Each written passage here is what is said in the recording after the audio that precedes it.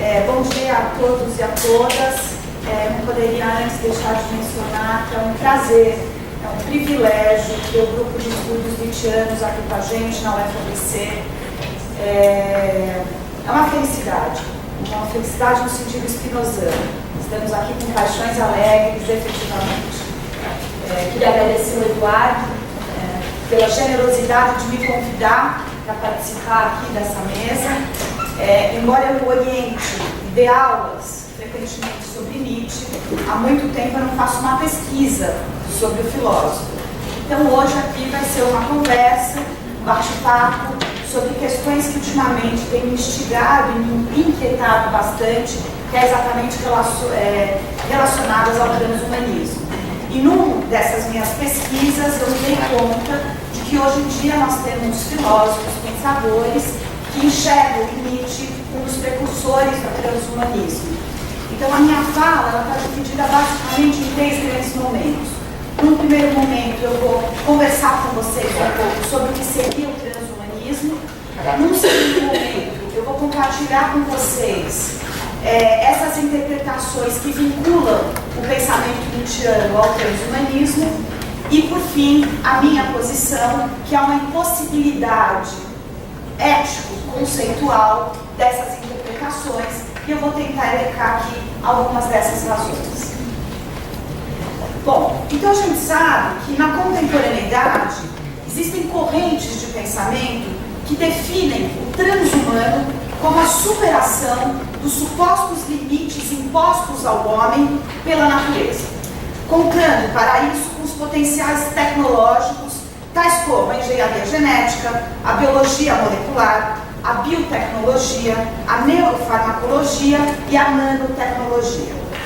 A palavra transhumanismo ela foi utilizada pela primeira vez em 27 pelo biólogo britânico Julian Huxley, fundador do Fundo Mundial para a Natureza, em uma obra sua intitulada Religion Without Revelation. Ele escreve, e eu cito: a espécie humana pode, se assim o desejar, transcender-se a si mesma.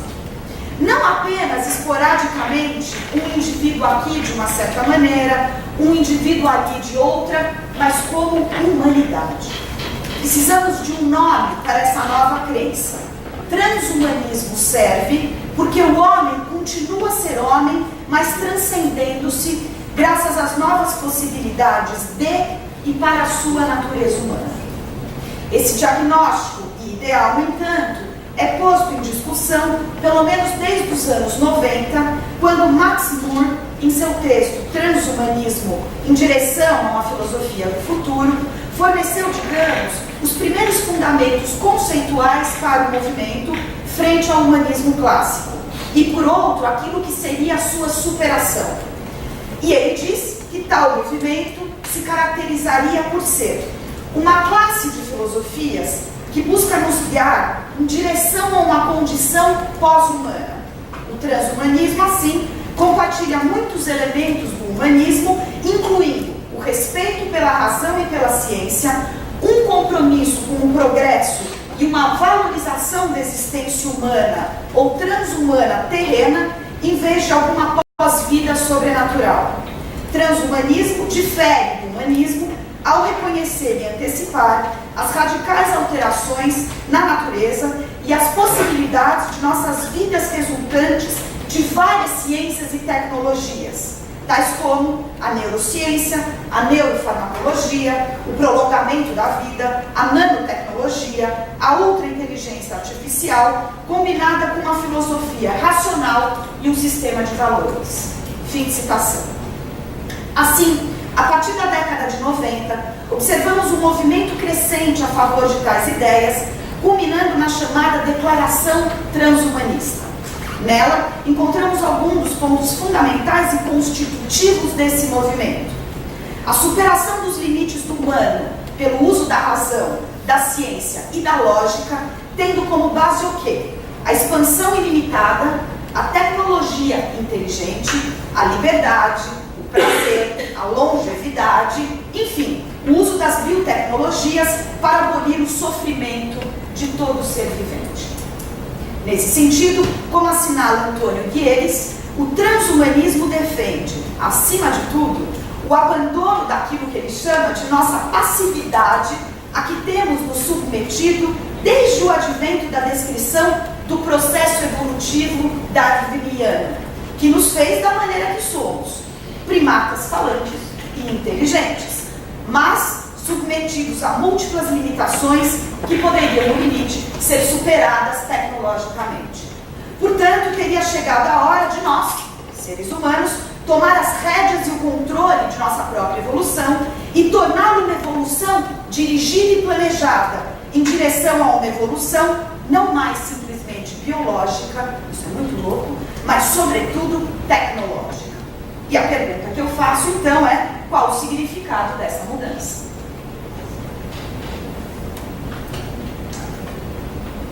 A partir da contemporaneidade, nos distanciamos gradativamente, e aqui, Claudemir, seria super legal depois a gente poder conversar um pouco sobre o que a gente está entendendo pelo humanismo clássico, mas, enfim, nos distanciamos gradativamente da perspectiva do humanismo clássico, em que prevalecia, do meu ponto de vista, o âmbito prometeico da técnica, e agora nós observamos claramente a ênfase em seu laudo fáustico. Ou seja, a perspectiva fáustica, ela não está preocupada com a melhoria das condições materiais da humanidade, como a prometeuca, mas ela parte de um impulso infinito e insaciável em direção ao domínio e apropriação total da natureza, tanto exterior quanto interior ao corpo humano. O orgânico, então, perde lugar para o tecnológico, e toda qualquer matéria-prima se torna manipulável e de caráter puramente instrumental. Perde-se, assim, qualquer tipo de fundamento ético ou metafísico teológico presentes, por exemplo, nos entendimentos filosóficos dos grandes expoentes do humanismo clássico, como em Bacon, por exemplo, ou mesmo em Descartes. Como afirma um filósofo que eu gosto muito, chamado Hermínio Martins, as biotecnologias não buscam meramente facultar melhoramentos cosméticos e mais próteses para os organismos humanos e não humanos, mas criar novas formas de vida. De todas as tecnologias contemporâneas, é talvez a biotecnologia a que tem uma vocação mais decisivamente ontológica. O seu horizonte inclui a criação de novas formas de vida orgânica como resultado de modificações genéticas, formas de vida artificiais, seres biomecânicos, computadores com aparência de vida. Essas criações ônticas mostram que as implicações ontológicas das biotecnologias e das novas tecnologias da informação são consideráveis e desafiam a metafísica descritiva recebida, bem como as cosmologias comuns. Fim de citação. Para nós, então, interessa sobretudo salientar a vertente dessa tradição técnica fáustica que visa ultrapassar as limitações biológicas ligadas ao âmbito da materialidade corporal, especialmente no que concerne a barreira imposta pela temporalidade humana, ou seja, sua luta frente ao envelhecimento e à morte.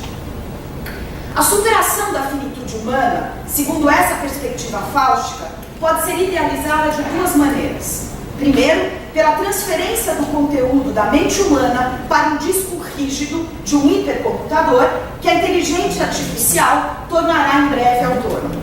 Em outras palavras, os cientistas farão um uploading, isto é, uma transferência de todos os dados do cérebro humano, e olha que louco, um uploading, o cérebro inferior para o computador que seria superior. Como nos lembra Jean-Pierre Dupuy, o inferior é o ethor, é a substância úmida do cérebro biológico. O superior é o hardware, a substância de um computador ou robô. A mente, nessa concepção, inclui o quê? Inclui a memória do passado e os traços da nossa personalidade. E está assimilada a um programa de computador, um software. Pode-se, então, conceber, simulá-la em um outro suporte material diferente do suporte biológico original, um suporte, este sim, inalterável. Fim de citação. O que temos aqui, claramente, é uma retomada do dualismo cartesiano. O espírito é concebido em absoluta independência frente ao respectivo suporte material corpóreo, a qual, por acaso, ele se ligou.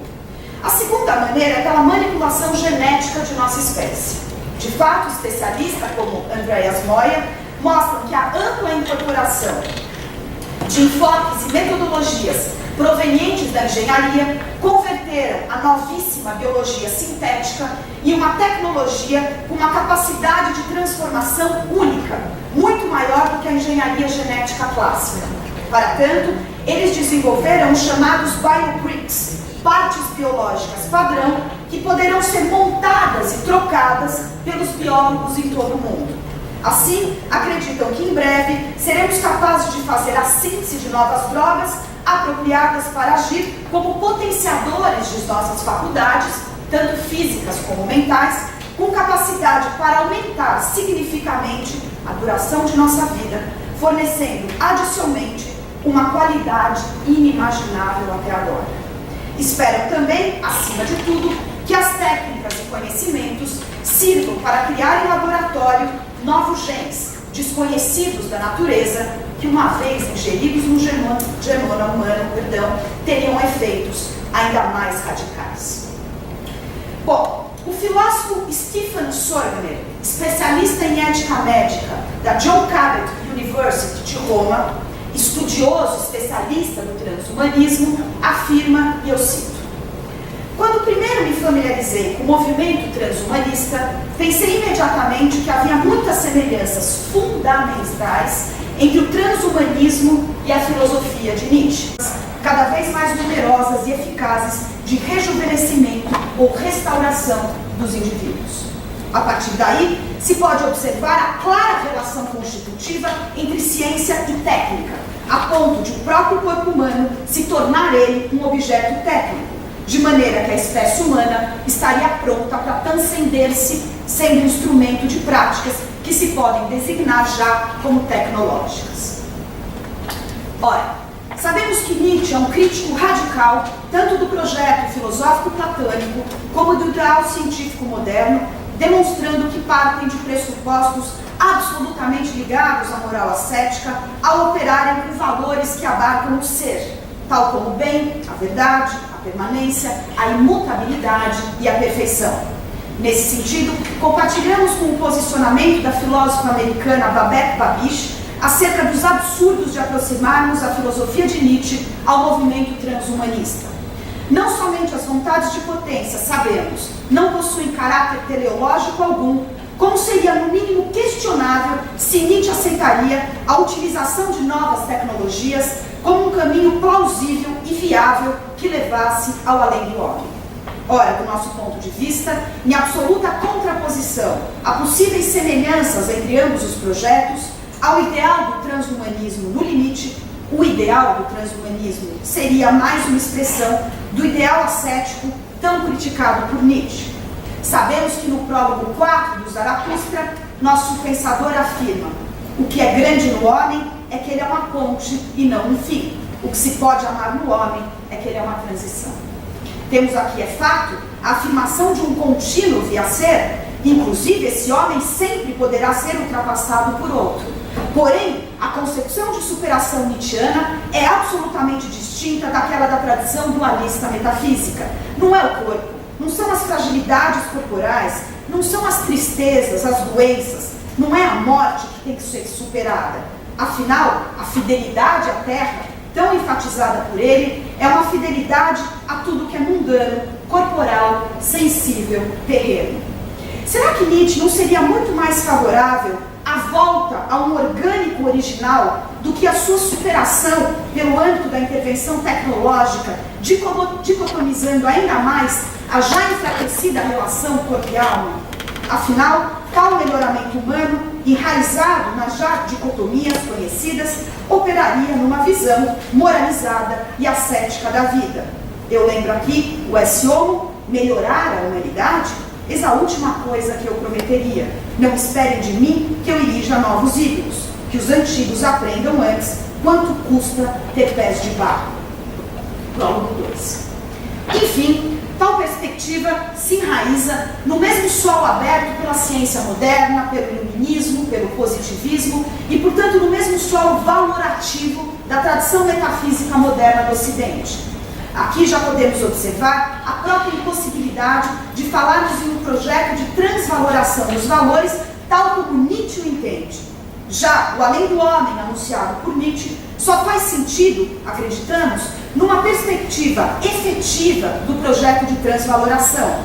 Ou seja, apesar das inúmeras promessas de aperfeiçoamento partirem, é claro, de uma insatisfação com o homem, como ele foi até agora, essa projeção do melhor está pautada por uma nova noção de valor que é derivada do passado. Para os transhumanistas, os próprios valores projetados para esse novo homem poderiam ser os mesmos do homem de agora.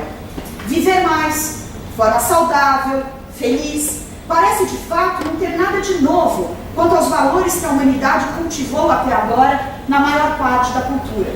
A promessa transhumanista, assim, caracteriza-se como uma repetição dos valores e, com isso, dos mesmos equívocos e erros que acompanharam os outros projetos desse tipo ao longo da história do Ocidente e que Nietzsche diagnosticou como história de uma doença, aquela que levou ao cansaço do homem consigo mesmo, no limite ao niilismo. Aliás, eu lembro aqui muito rapidamente da forte crítica que Nietzsche dirige aos utilitaristas, demonstrando, o convalescente do Zaratustra, que falar em favor da vida é incluir também o sofrimento e a angústia humanos.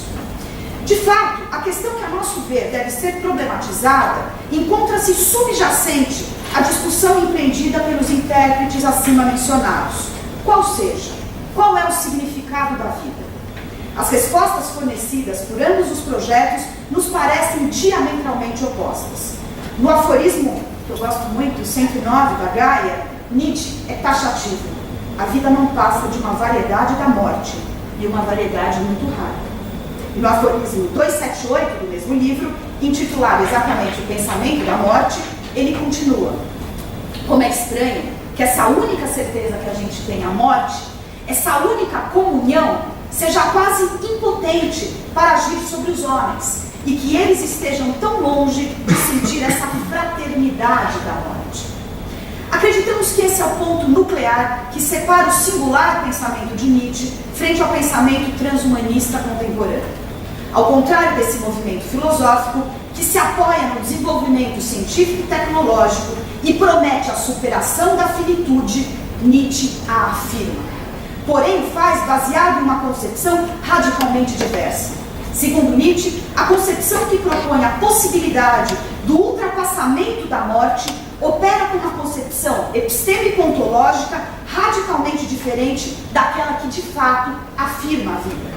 De um lado, encontramos uma concepção, que foi já tangenciada aqui pelos colegas, linear de história, presente em toda a tradição religiosa e científica ocidental, que afirma a crença no progresso e assim acredita num caminhar contínuo, inserido num tempo efetivamente homogêneo, vazio e cumulativo, que se dirige para internos. De acordo com essa concepção, nós humanos somos parte constitutiva de um processo linear movido pela razão calculadora e instrumental. O que nos resta?